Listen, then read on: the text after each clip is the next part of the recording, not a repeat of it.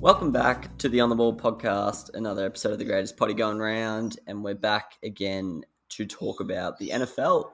Not joined by the boys today, Curtis and Pilch, so we decided to split the NFL episode up. So I'm going to take care of the review today, and then we're going to come back tomorrow. Might be 2 days between in terms of when they're released, but we'll talk about fantasy and the week 4 preview then. So stay tuned for that episode. But for now, we're going to pay attention to week 3. I'm going to chat about the winners and losers coming out of this weekend.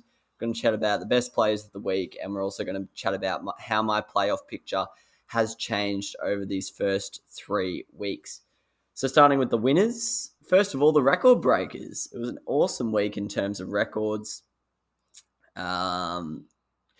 The records of late that have been broken, really. I can't think of many apart from like Brady and Breeze and Rodgers and stuff breaking quarterback records. But apart from that, I can't think of too many. But on this weekend, we were treated to 2. Well, one was a tying record and one was a breaking record.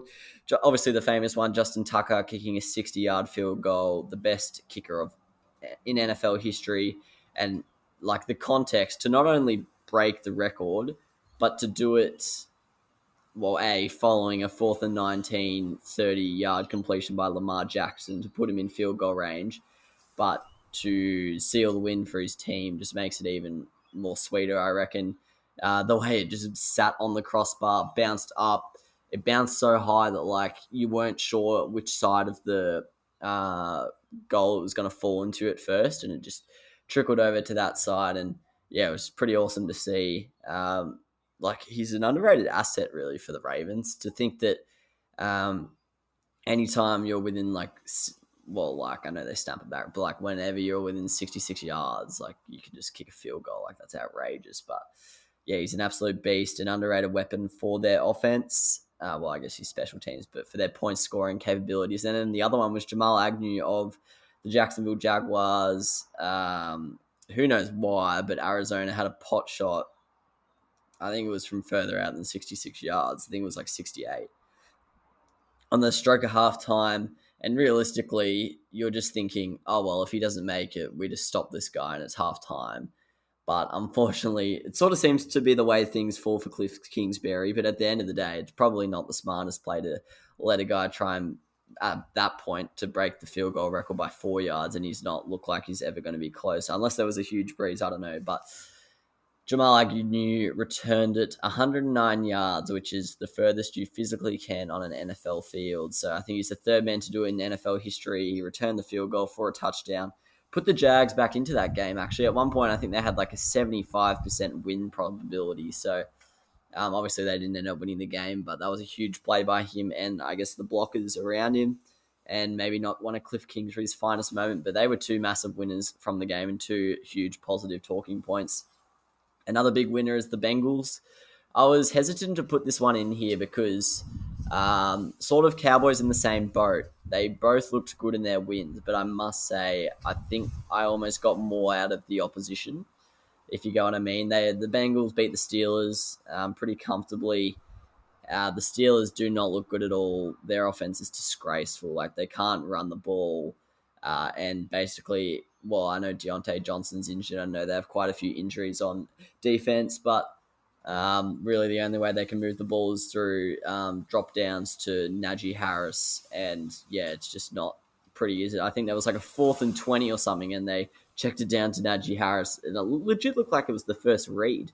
And then there was about 5 Bengals defenders there. So yeah, fair play to the Bengals. Their defense actually looks pretty decent to start this season. I think Trey Hendrickson and a few others have been good pickups for them. And their offense, although it didn't look great in week 2, it's been we expect them to be pretty decent on offense. They've got a lot of weapons in the wideouts. They've got Joe Mixon. They've got decent tight ends, and they've obviously got Big Joey Burrow. So, good win by them. And these are sort of the wins that they need to take that next step. I think they're at the level now where we sort of back, for example, this week against the Jags on Thursday Night Football, we're expecting them to win that game, and they're at that level. But then to go to the next step and sort of become a relevant team, they've got to start beating these 9-10 win teams like the Steelers, who, especially when they don't play well here, like they've got to take their opportunities. They almost did it against the Bears, almost did it against the Vikings, but they did it against the Vikings, sorry, but almost slipped that one up. But yeah, they did it. Got the job done here, and they go 2-1, which is pretty impressive. I predicted them to only have 6 wins, tough division and all that stuff, but it looks like if they keep playing the way they're playing, they could easily win, 8 or 9 games. So yeah, exciting times to be a Bengals fan. You'd have to say, I don't know. I guess this Thursday night could be an interesting game. We'll talk about it tomorrow on the preview side of things, but we'll see how Burrow goes against Lawrence. And then my other big winner is the AFC West as a whole. I think this division sort of not come out of nowhere. There's been 3 solid teams and one really good team for a couple seasons, and it looks like all 4 are going to be pretty good this year. We've obviously got 2 undefeated teams. The Raiders got the job done just against the Dolphins. It wasn't their most impressive win, but the Dolphins are a pretty good team, which people might have forgotten after their first 2 weeks. But they got the job done there, go 3-0. The Broncos, despite playing opponents with a combined record of 0-9, have gone 3-0 themselves and look like an interesting team. And then you've got the AFC reigning champions and the Kansas City Chiefs. And then you've got a team who just beat the AFC reigning champions in the Chargers. So, yeah, big winners out of this weekend. Obviously, 2 of them extended their streak, and then the Chargers beat the Chiefs. Obviously, the Chiefs aren't really a winner coming out of the week. But, yeah, the division as a whole, for me, it's overtaken the AFC North. The Ravens aren't looking as dominant this year despite beating the Chiefs last week, and then the Steelers don't look good at all. So, for me, this is the second best now. Still got the NFC West in the number 1 seed. I might need to see a little bit more consistency from the AFC West to give them that number 1 spot, but it's definitely one. I like comparing the divisions for some reason. I find it fascinating. So, yes, that is definitely one to watch. And I guess from the other end of the scale, I know I didn't mean to talk about this, but interesting to see whether the NFC East overtakes the AFC South. The AFC South's looking pretty bad this year. Losers, number 1, I've got Chicago Bears and Matt Nagy in particular. I just think this loss was really, really poor. I've forgotten to write the exact scores down here, but I think they lost like 30-6 or something. Obviously, Justin Fields was starting, so there was a lot of hype around it. Browns weren't that good in week 2 against the Texans. However, they come out of it with a record of 1-2. Their only win coming against the Bengals, where they almost coughed up I think it was like a 20-point lead at one point. And I think Matt Nagy's job's in real danger here. He's sort of been, there's been talks of him being fired for quite a while now. And then I think he was sort of lucky in the fact that Trubisky got used as a scapegoat. But now they've brought in Dalton, who must have been a QB he liked the look of, and they've drafted Fields. And yeah, it doesn't I'm not blaming. I'm really hesitant on putting blame on players in their first 6 games or whatever, because you go back and look at, for example, I looked at the history books. I went back and looked at Tom Brady's first season, the GOAT of the sport, and I think he had 10 games in his first season where he was the regular starter where he had a passer rating of less than 75. So I think after the likes of, Justin Herbert and stuff, who've come out in their rookie year and been really impressive, I think everyone's too quick to judge these young quarterbacks. But I know they go at high picks and there's a lot of excitement about it, but I think sometimes the criticism comes in too early. So I don't really blame Fields for this. They have the Detroit Lions. Actually, just more on last week's game. Sorry if there is a bit of wind being picked up in the mic, but Fields got sacked 9 times, which is outrageous. That is crazy, getting sacked 9 times. That's unheard of. Andy Dalton's still injured, and that's why Fields started, so that's a concern moving forward. There was only 6 first downs achieved, and there was only 47 total yards. A net, accounting for the sack yards, they only had 1 passing yard, which is just unheard of. I think the margin in the total yards between the 2 teams was upwards of 340. So, yeah, pretty horrible loss for the Bears. Nothing really went well for them. They've got the Lions this week, but as I mentioned, Dalton is still injured. Fields, they might not want to go with him again because, that you don't want him to develop some bad habits. So It could be over to Nick Foles, who probably wasn't expecting to play at all this year. But I think that's probably the best option, to be honest, right now. Yeah, the Lions is a must-win, to be honest. I think if they lose this, you could see Nagy out the door straight away. But following the Lions, this is outrageous. They've got the Raiders, who are currently undefeated. They've got the Green Bay Packers, who are, they made the NFC Championship game last year. You got the reigning Super Bowl champions in Tampa. Then you got San Fran. Then you got Pittsburgh, and you got Baltimore. So 6 really tough opponents, and you'd have to say 6 pretty good defenses against a real bad offense at the moment in Chicago. So, they have to win this game against the Lions. They just have to. And even if they win this one, if they win one of those 6, I'd be impressed, to be honest. So that would put them at 3 and 7. So it's not looking good at all for Chicago. And I think I gave them 6 wins. So that could be pretty accurate, to be honest. But yeah, not a good week at all for them. Next up, I've got the New York Giants. This was a must-win for them, to be honest. And now there's heads being called for. People are off the coach, Joe Judge. They're off the GM. They're off the offensive coordinator. And it's just not going well at all for them. I was looking at the stats. They had more time in possession than Atlanta. They had more passing yards. They had more rushing yards. They had less sacks. Same amount of turnovers. Yet they still managed to lose. They're just not an efficient offense. To only score 14 points against this Falcons defense, it's just not good enough. Daniel Jones is playing well, and they're still not getting the job done. Makes them go 0-3. And the thing is, they're not even a bad team. It's just some of the decisions that are made are above the players and coaches. And I think in red zone percentage, the amount of times they score when they enter the red zone, I think they're third last in the competition. And yeah, it's just really poor. I was watching the highlights of the game, and the amount of times Jones sort of usually he doesn't have protection, so he has to go outside the pocket, but he sort of just stands there. And I don't know if he's seeing tough throws in tight spaces that he just doesn't want to take on, or if there's just genuinely no one open because the players aren't being schemed well, which is sort of what I lean towards. Because I don't know, their offensive coordinator, we saw in Dallas, he was pretty bad. So I do not think he'll last too long there, to be honest. I'm really worried for Joe Judge as well, and the GM. Well, not that I'm worried. I don't really care, with the greatest respect. They go 0-3, and they've also got a really hard schedule coming up. The next 7 games, really, really tough. So if they go 1-9, 2-8, would not be shocked. And I actually tipped this team to win 8 games. So yeah, really bad times in New York for both teams, to be fair.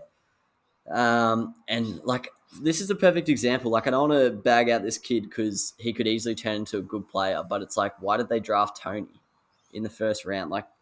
It's just outrageous. Wide receiver is probably the position they need least. It's just ridiculous. He's not even he's hardly playing any snaps. He's their 5th or 6th wide receiver on the depth chart. Just that's the sort of decision making that you just question what's happening here. So yeah, I don't know. It's a basket case at the moment, and you got to feel for the Giants. And then my third loser is the Washington defense. What was meant to be, I was listening to a podcast today, and all of them actually tipped Washington to win that division. I tipped Dallas, but I did tip Washington to win, I think, 9 games. And we all thought that because their defense was going to be great. Last year, it was 3rd best in the competition when it comes to expected points allowed per play. And currently it's ranked 28th, and they've played the Giants. So you can't even say they've had a hard schedule. Yes, the Buffalo Bills are a good team. Yes, the Chargers are a good team, but it's just not good enough there. D-line's still getting pressure. So yeah, there's linebacker issues, there's secondary issues, and it's got to be addressed quickly. Otherwise, this season will pretty quickly get away from them, especially with the form that Dallas are showing. Because I don't think this team who comes second, when you got the likes of the NFC West, I think in the other 3 NFC divisions, I think you're going to be struggling to get a wild card, to be honest, because those NFC West teams look so good. So yeah, they've really got to start pulling their act together, and the defense has got to really harden up because that's not good enough. Coughing up 43 points to the Bills when you're meant to be a top 5 defense is just outrageous, and they're not going to be able to win any games because quite frankly, their offense isn't built to score 43 points. It never has been, never will be. So, well, never like this current team. So, yeah, that's something that needs to be addressed and something I'm interested to see how it goes on the weekend. The playoff picture for me that I've changed, so I'll just chat about my changes. I won't go through it all. I'm on the AFC side of things. I've changed my AFC South winner from the Colts to the Titans. I had the Colts getting 11 wins, Titans 10 wins. I think I might have... I don't even think 10 wins for the Titans might be that far off, but they might get 11. But I just think the Colts... I still think they're going to be a good team. And I think Wentz's injury has really... Like, he wasn't playing well pre-injury, but I think it's definitely going to limit their play. But yeah, it's just not great in Indy right now. They've gone 0-3. They've had a tough schedule, but yeah, I think the game against the Titans, I think, was a bit of a must-win for them, to be honest. And yes, I know they get to play the Texans twice, the Jags twice, but I don't really see how they make the playoffs from here. I would like to be shocked because I like the Colts, but unfortunately, no. So I've got my AFC South winners, the Titans now, and the Colts out of the playoff race. My wild cards, I'm still backing Baltimore to get a wild card spot, and then I'm changing my other two. I was really high on the AFC East coming into the season, and I'm not one to change things too frequently, but A, it's content, but also B, I truly do believe these because I don't think Miami haven't looked great at all. I know they could have beaten Las Vegas on the weekend with Jacoby Brissett under center, which would have been a pretty impressive victory, but they didn't get the job done there, and they now go 1-2, and their only thing on their resume is a bit of a grind against the Pats. So, who are actually the other team I've got falling out of those wildcard spots. I think Miami's definitely is still a chance because I don't have full faith in the AFC West just yet. But for now, I'm taking Miami out. I'm definitely not confident that the Patriots will be there. So, yeah, I'm more high on the Dolphins and the Pats, but I'm moving them both out, and I'm putting in the Chargers and the Raiders. Yes, it's stiff not to include the Broncos because they are 3-0, but I think their schedule's been so easy. And the Raiders, they've beaten some good teams. Their schedule doesn't actually get too much easier, the Raiders, but I think they've shown enough to deserve a wild card spot. And then the Chargers just beat Kansas, so they've shown enough as well. So I'm not completely sold on these teams. It's only 3 weeks in, and a lot of, it's a 17-week season, but 18 weeks, 17 games, but these are the two changes I'm going with. NFC, pretty happy with my predictions overall, to be honest. I'm not changing much. I'm only changing my wild cards. I am removing the Saints and the Seahawks. I had the Saints having 11 wins, Seahawks 10 wins. I don't know.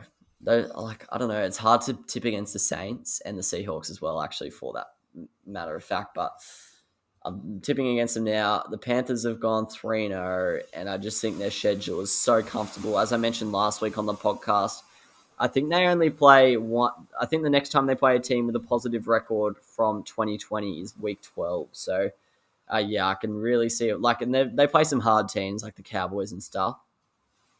But I can definitely see a world where they go, 7-4, 8-3.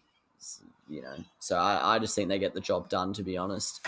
They have a really tough run home, but I don't know. I just think their record early out of the gate is going to be too good. And I'm not completely sold on the offense. I don't trust Sam Darnold fully, but I think their defense is going to be good enough to win them some tough games.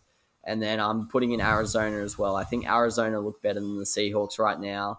Offensively, fairly similar, but I just think the Arizona defense looks a lot better than the Seahawks defense right now. The Seahawks just got demolished by the Vikings and, in particular, Alexander Mattison. So I'm more confident on the AFC changes than the NFC changes, but because, the Saints and the Seahawks are, the last 5 years have been two of the best teams in the NFL. So I am not confident on taking them out, but quite frankly, the Panthers' schedule looks too good to be true, and Arizona look really good right now. And finally, that moves me into my awards for the week. NFC Player of the Week, I'm giving it to Davante Adams. He's had a few quieter weeks. Davante Adams never really has a quiet week, but yeah, look, he just turned it on against this San Fran secondary. Him and A-Rod just went to work. There legit was a point where especially in the second half, where it was like, you didn't even really need to watch because you just knew what was going to happen till the red zone, and then it got interesting. But you just knew A-Rob was going to throw it to Devonta Adams. He was going to get separation. They were just going to work their way down the field.